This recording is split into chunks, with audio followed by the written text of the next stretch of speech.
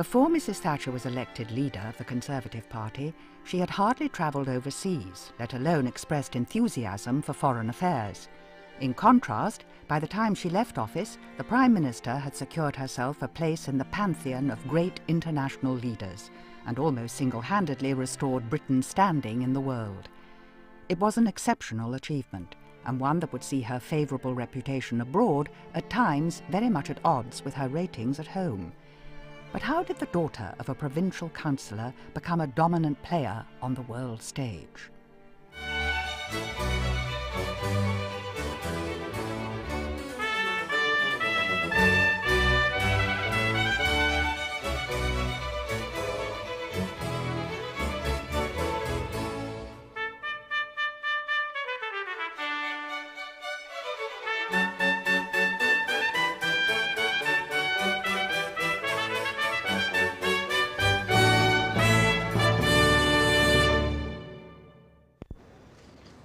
Mrs. Thatcher's first appointment as Foreign Secretary was Lord Carrington. A grandee, he was far from being a Thatcherite, but the partnership between Mrs. Thatcher and Lord Carrington would prove to be one of the most successful of her first term in office. Their opening salvo in the world arena was the signing of the Lancaster House Agreement, ending minority rule and giving Rhodesia, now Zimbabwe, independence. It awarded Mrs. Thatcher a diplomatic triumph within her first year of office. There had been an election, unfortunately, which Mr. Smith and Muzorewa won, but of course the problem was that neither Mugabe nor Nkomo had taken part in the election, and therefore it was hardly representative of what was happening in Rhodesia, or what the Rhodesians, black Rhodesians, wanted. The problem was that the Conservative Party had very nearly committed itself to accepting that election if it was free and fair. And I think the consequences of that would have been disastrous. And I thought it was necessary to have another go at trying to find a settlement in which everybody was involved. But the agreement was also notable as it put Mrs. Thatcher at odds with some of the very people who helped place her in power, members of the Rhodesia lobby who thought the Prime Minister and her Foreign Secretary were acting irresponsibly.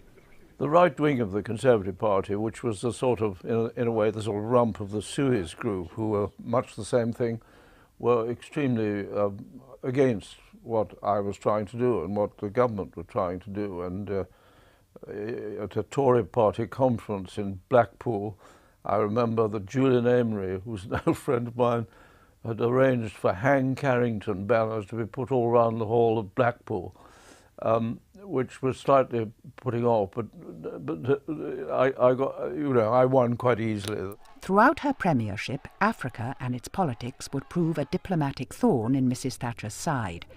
But a far more satisfactory relationship was to be had with the United States, and specifically Ronald Reagan. They met for the first time when Mrs. Thatcher was leader of the opposition and he was Governor Reagan, and it was mutual admiration at first sight. She felt very feminine with him, and undoubtedly that was one of the many bases of the great strength of their relationship. Of course, there was politics involved in it too, but it really helped that they felt happy and content in each other's company. Reagan's first visit to London as president was during the Falklands War, the first test for the special relationship. The US had led attempts to secure a diplomatic solution, but when it became clear the Argentines were unlikely to leave the Falklands of their own volition, President Reagan backed Britain's right to take back the Falklands, even if that meant using force. Mr. James Callaghan. And we have put up Wellington and Nelson. Oh, that's very good. Thank God, my superior. Looking around to see what I've done. Mrs. Thatcher chose to express her gratitude with a lavish reception at Downing Street. I think they got on very well because they had basically the same sort of values. President Reagan, who was a marvellous man, I got to like him and know him well, and got to like him very much, and he had a sort of magical personality, and he was very clever in getting people working for him who were very good, but he was full of common sense. But she was cleverer, than him. And I think together they made a very good team. After talks the next day, the true extent of their high regard for one another was fulsomely expressed outside the front door at number 10. Altogether, if I may sum up, this has been a tremendously successful visit, and one which we shall long remember, both in our minds and in our hearts. This has been a most important meeting for us, and a very heartwarming experience every minute that we've been here. And we leave strengthened with the knowledge that the great friendship, the great alliance that has existed for so long between our two peoples, the United Kingdom and the United States, remains and is, if anything, stronger than it has ever been. Mr. President, could you tell us, No. do you favour a multinational force to guarantee the future of the Falklands?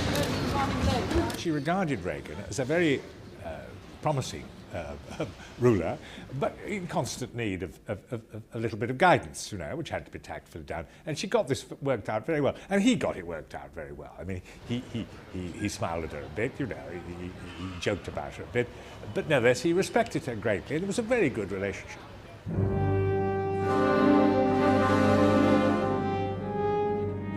Reagan and Thatcher shared a mutual mistrust of communism, and during the early years of Mrs. Thatcher's premiership, relations with the Soviet Union were distinctly frosty. When she first became Prime Minister, I mean, she would have agreed entirely with President Reagan about the empire of evil. I mean, she felt that the Soviet Union were thoroughly dangerous and aggressive, and everything had to be done to make sure that they didn't succeed in their efforts. But with the death of the Soviet leader Yuri Andropov in early 1984, all this was to change. The surprising choice of the elderly and frail Konstantin Chernenko as successor gave Mrs. Thatcher a little longer to headhunt a future leader of the Soviet Empire. We concluded we couldn't expect to destroy the Soviet Union or undermine them. We had to find ways of changing their position. And we ought to see their leaders. And thanks to a good deal of very effective staff work by the Foreign Office and others, the advice we got from around the world was that he was the man most likely to succeed, although he was then only a chairman of their Foreign Affairs Committee in the Duma. The meeting seems to have taken Anglo-Soviet relations into a new and better phase. Above all, it was an opportunity for the two leaders to size each other up. I hate communism. The very first word she says to him, I hate communism. The friendship blossomed. She was straight. December 1984 was notable for two other meetings that firmly established Mrs. Thatcher's presence on the global stage. The first was her visit to China to sign the Hong Kong Agreement, negotiations for which had started 2 years earlier. It looked on the face of it very difficult, and it was. But the key to success was the vision of Deng Xiaoping, the Chinese leader. His 4 words, one country, 2 systems. His recognition that if sovereignty was to go back to China, as it had to do, we only had a lease on our own argument, it ought to go back in working order. And that meant it had to go on as a capitalist society, free society. And the job was to turn those 4 words into the 8,000-word joint declaration, which is still in force today, shaping Hong Kong for the next 40 years. We are privileged today to take part with our Chinese friends in a unique occasion. The circumstances are unique, the agreement is unique. It is right that we should feel a sense of history, of pride, and of confidence in the future. May I thank you for the privilege of doing this. At a time when there was considerable tension between the superpowers, Mrs. Thatcher pointed to the Hong Kong Agreement as an example of what can be achieved by negotiation. Both sides want America and Russia to take note that if Britain and China can solve their differences by talking, the two superpowers ought to do the same. The world can draw a lesson from the successful outcome of our joint enterprise. The that determined negotiation can succeed, her confrontation would surely lead to disaster. That goodwill and friendship can overcome misunderstanding. 3 days later, Mrs. Thatcher arrived in the United States, having invited herself to meet the President at Camp David. Out in his cashmere sweater and slacks, presidential watchers here say he hasn't kissed her before. He did today, before leading her to his suitably lunar buggy to conduct her away for talks. And though the discussions ranged from Ethiopia through Lebanon to Ulster, they were dominated in the end by Mr. Gorbachev's London visit and the issue of Star Wars. The special relationship had been sealed with a kiss, but that didn't stop the flirtation with Gorbachev. When Chernenko died the following March, Gorbachev became leader. Mrs. Thatcher flew to Moscow for the funeral and had a lengthy meeting with Gorbachev. And all the heads of government going there were given 15 minutes in the Kremlin to make a formal session with him. And George Bush Sr., the Vice President, was there from America. He got his 15 minutes. Margaret got 45 minutes. And one could see the relationship between them was a very personal one and very, very important. A year later, and Mrs. Thatcher was Gorbachev's ambassador to the G7 summit of 1986. It was she who, aboard her plane, carried the personal letter from Mr. Gorbachev, promising renewed interest in an East-West summit this year.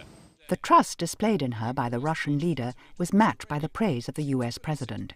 Mrs. Thatcher had just a month before allowed Reagan to use British bases to launch airstrikes on Libya in retaliation for a fatal attack on US servicemen in West Berlin, which intelligence blamed on a Gaddafi-backed terrorist group. We recognized the Americans had suffered an attack by terrorists under Libyan direction, the explosion of a bomb in a Berlin nightclub. They were entitled to take action in self-defense. Their initial reaction, which is not unique, was to say, we've got to respond to this, and respond as American for retaliate. International law doesn't allow for retaliation. So we spent the best part of a week discussing it with the Americans to persuade them that it had to be done in self-defense with limited targets so as to avoid killing, injuring more people than was absolutely essential. Mr. President, are you satisfied that if you have to ask Mrs. Thatcher to give you permission to use the bomber bases again, she'll be able to give it to you? All I know is that I am most grateful to her for making it possible this time that she did. There could be no clearer indication that by now Mrs. Thatcher was an old hand dominating proceedings. The American president's enthusiasm for her had never been in doubt. That she could dominate the others began to become clear that evening as she seized upon questions directed at Canada's Premier Mulroney about the rocket attack which had deposited debris in his embassy forecourt. You think of those rockets thrown at your embassy. We're not thinking, they're far more in your mind than ours, dear. We're not worried about them. Just don't exaggerate them. All right? Got the message? But not all those present at the summit appreciated her style or dominance. I don't think it's that we don't appreciate her intelligence. I think she's very condescending, very haughty, very arrogant. She treats the press very contemptuously. And I think that when you get that kind of treatment, you kind of return it in kind. What no one in any of the national camps assembled here finds it easy to do is to attempt an explanation of Mrs. Thatcher's hit rating here against the findings of opinion polls back home. Running in parallel and closer to home was the issue of the European community. Ironically, when she came into office, Mrs. Thatcher and the Conservatives were considered more pro-European than Labour. Margaret was perfectly pro-European when she took over. You can find quotations talking about putting us at the heart of Europe and so on.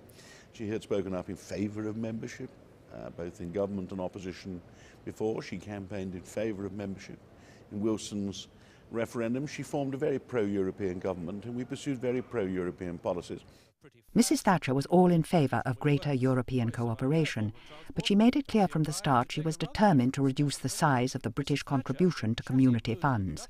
Although an initial reduction was achieved within a year of her taking office, the budget row would continue to dominate European summits for several years thereafter. There was a whole series of meetings. It seemed to go on forever, this discussion about the budget, and it soured our relations with the European Union. I mean, it started off, I remember going off when when I first became Foreign Secretary, to a foreign ministers' meeting and trying to, you see, the previous government hadn't had much more luck than we did about the budget, and trying to smooth things over, but it was really impossible to do, and we never really recovered, I don't think, our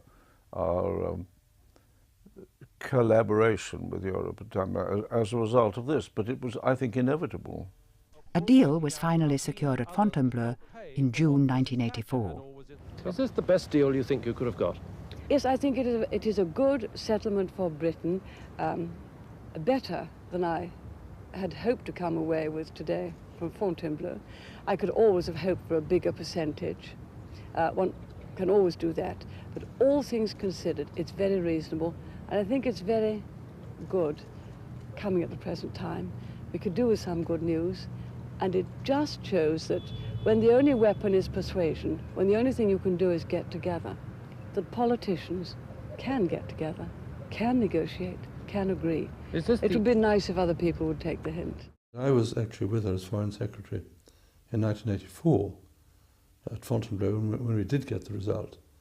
And even there we had to stick out for the last 2 or 3%. It was necessary to do it with that kind of determination. So I think that if you're going to be serious about trying to get a position changed, it's a great asset, actually, for people to know you mean what you say. With the budget settled, at least for the foreseeable future, there were other issues that occupied the European community.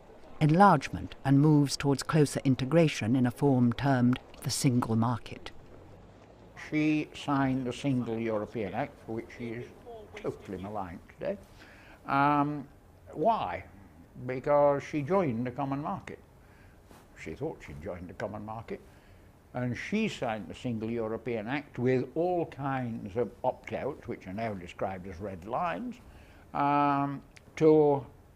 in order to get more quickly into lucrative French and German financial markets. That was the objective of the exercise. The pet Eurosceptic theory was that she hadn't understood it. I've never heard such nonsense in all my life. The one thing about Margaret was, A, she's got a good mind, B, she immerses herself in detail. She understood perfectly well what she was doing, and she was an enthusiast. I mean, it was all of a piece with the political philosophy of the government. We were removing barriers to trade. We were moving towards free trade. We believed it would be beneficial for the economies of all the member states, including the United Kingdom. And without her personal leadership, I think the European Council would have taken years to get round to what became a very rapid process of deregulation. The single market settled, work on economic and monetary union, the EMU, now gathered pace. In raising objections, Mrs. Thatcher liked to characterise it as Britain versus the Brussels bureaucracy. She accused the European Commission of trying to take more and more power. I think she had a pretty fair idea that the social democracy of Europe was undermining her very good capitalist work in Britain. So there was an increasingly uneasy relationship, and she didn't like the way it was going down the federal route. Now, you can argue, as I have myself, that she did a great deal to give the European Union the ambition to advance.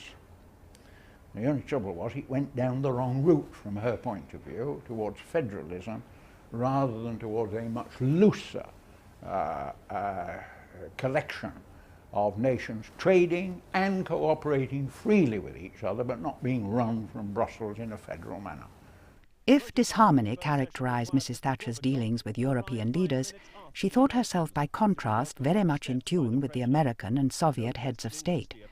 So when in October 1986 Ronald Reagan and Mikhail Gorbachev held talks on nuclear disarmament in Iceland without her, Mrs. Thatcher was somewhat miffed, not to say a little alarmed.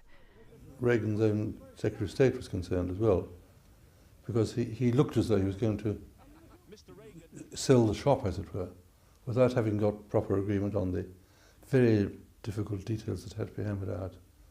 But simply to say let both sides abandon every nuclear weapon at the drop of a hat would have created a very insecure situation, and particularly so for America's European allies, who depended on the American deterrent as one of their main protections against the Soviet bloc. The talks in Reykjavik broke down without agreement. Afterwards, Mrs. Thatcher wasted no time in flying to Washington to correct the president's misguided views on nuclear disarmament. Reagan was chastened, and there were many in the American administration who were grateful for the intervention. And when Margaret intervened on that, it wasn't that she was against arms control, but she was against an impulsive, not very well-defined gesture. It was something that Ronald Reagan had conceded, which was in the right spirit, but was in danger of going the wrong way too fast. Mrs. Thatcher saw no contradiction between her defence of the nuclear deterrent and her burgeoning friendship with Mikhail Gorbachev.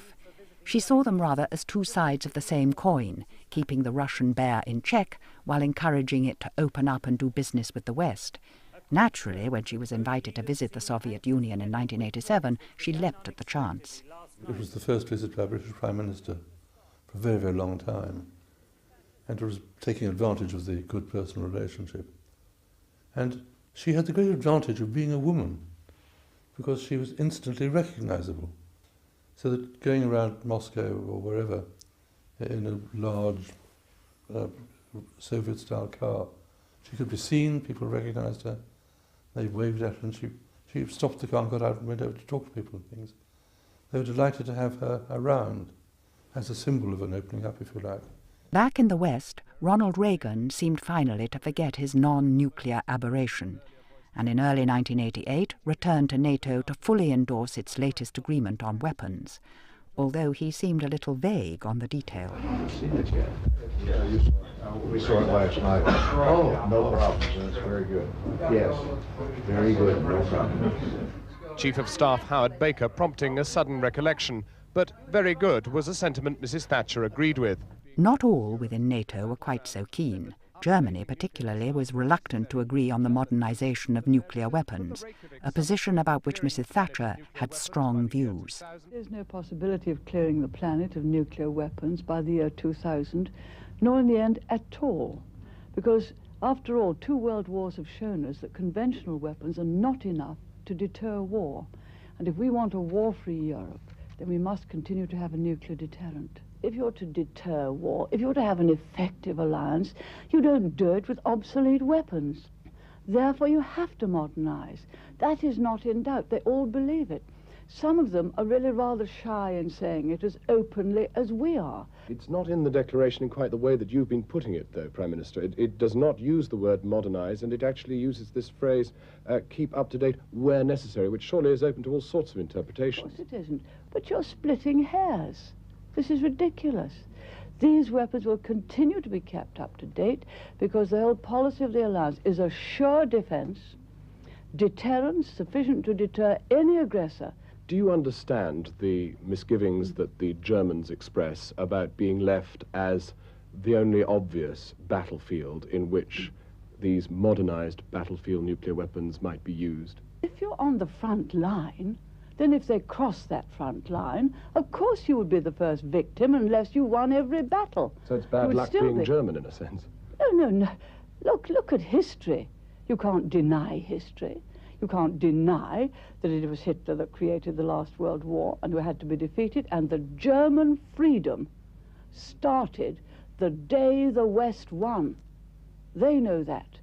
That is their geography, that is their history, they are on the front line, and the greater their resolve to deter, the greater the certainty of their peace will be. She was very, very unfair to Germany, and that was related to her wartime childhood. I mean, she really never warmed to Germany, and although Germany, I think, is probably the most changed country in the world, actually, in terms of having put its past behind it, she never appreciated that. She always saw behind the face of Herr Kohl the scowl of Hitler, and that was very unfair because, you know, whether one liked Herr Kohl or not, he had been part of the democratization of Germany. The strained relationship between the German and British leaders was graphically illustrated by dummies aboard a float in the Cologne Carnival of February 1989. Everyone was expecting what Europeans have come to term a diplomatic handbagging over Germany's failure to agree to the modernization of short-range nuclear weapons. But instead, later that month, the Anglo-German summit was all smiles and diplomacy. Mrs. Thatcher exchanged gifts with Dr. Cole, and having peered through the wrong end of the opera glasses he'd given her, proceeded to inform us through the usual channels that she could now see no reason why they should not be in full agreement on nuclear decisions. Well, I think she did realise that she just mustn't let her latent anti-Germanic feelings ever escape in public. So I think, in a sense, she overcompensated. She liked people whose native language was English. And so the Americans and the Australians and the New Zealanders and so on were much more, to her mind, good rather than Europeans. I don't think it was particularly against Germany, but she, I think she had that sort of wariness about Italians and French and Germans and so on.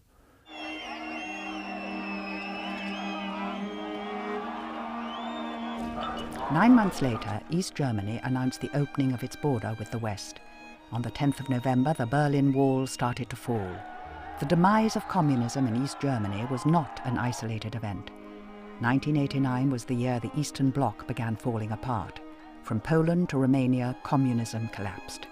However, while such news was music to the ears of Mrs. Thatcher, the prospect of German reunification caused her some disquiet. One of the things about Margaret Thatcher is that she had her preconceived ideas, certainly about Germany, derived from the war. But she wasn't, because she's such an honest, intellectually honest person, she wasn't content simply to be left with her own ideas. She wanted to get support for them. So she summoned what became a famous seminar, Chequers, on Germany. She got all the experts on Germany from all over the country. She gathered them at Chequers.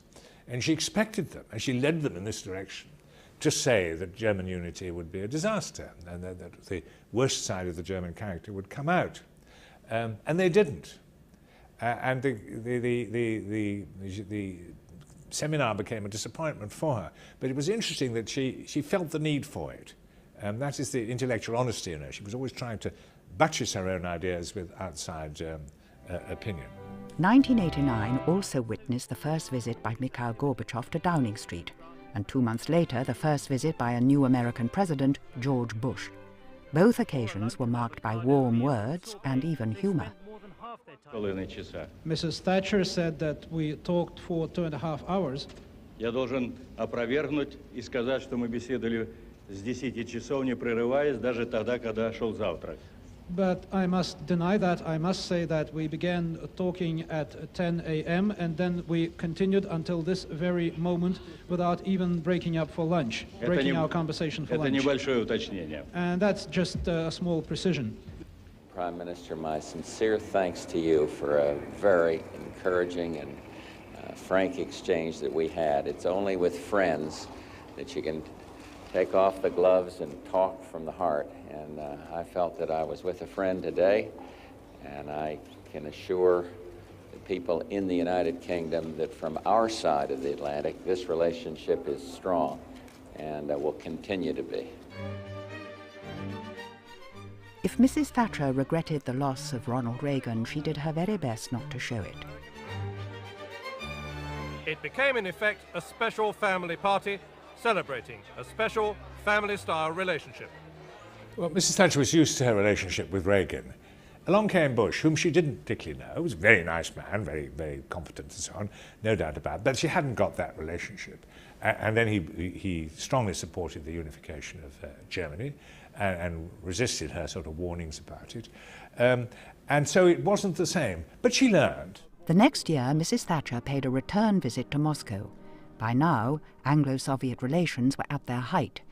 Mrs. Thatcher sought to reassure Gorbachev, who had his own reservations regarding German unification, and congratulated the Soviet leader on his recent agreement with President Bush to destroy most chemical weapons.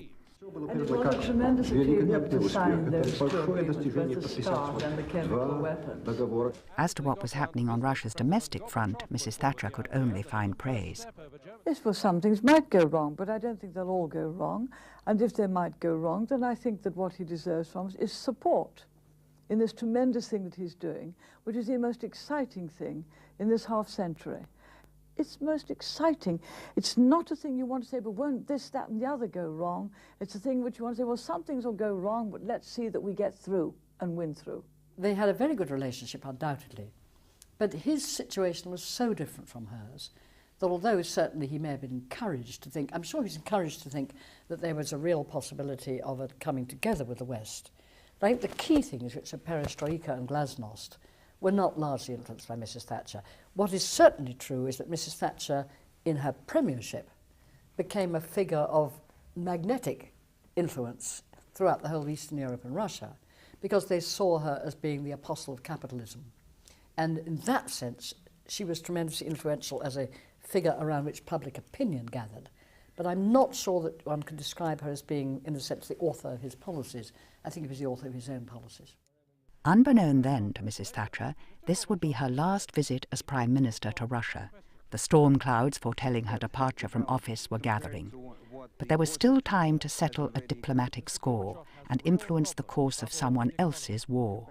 In July 1990, Nelson Mandela met Mrs. Thatcher in London.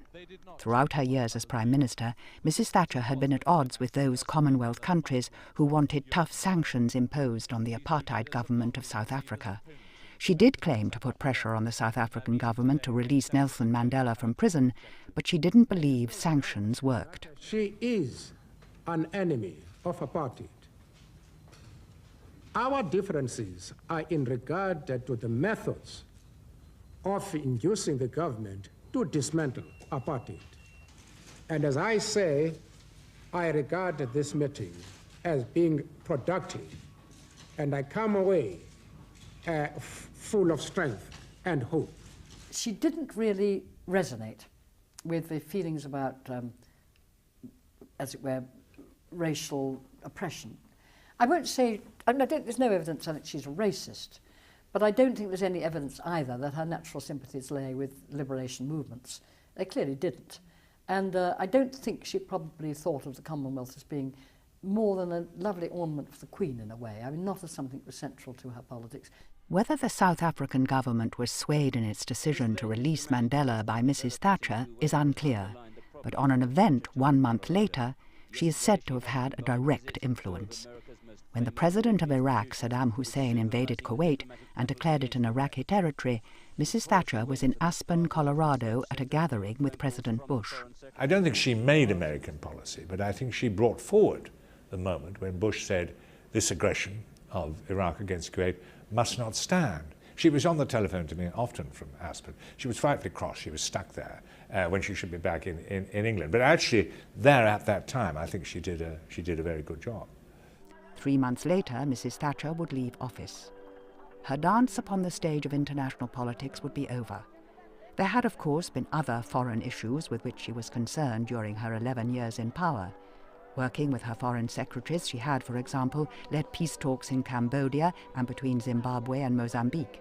She did her best to influence the spread of democracy and the free market throughout Eastern Europe, but it is her relationship with the leaders of the two superpowers, the USA and the former Soviet Union, for which she will best be remembered. It was an extraordinary combination that you had a leader in Britain and a leader in America who saw the way that the world was developing, that great divide that had split the world, the Cold War over so many years. Two leaders who saw the solution to that, the resolution to that in very similar terms. It made them very formidable as a pair, and it made Maggie Thatcher's role in ending the Cold War a very significant one, much more so than perhaps any other Prime Minister of Great Britain could possibly have expected to achieve. In the next programme, how Mrs. Thatcher handled terrorism, unrest and dissent at home.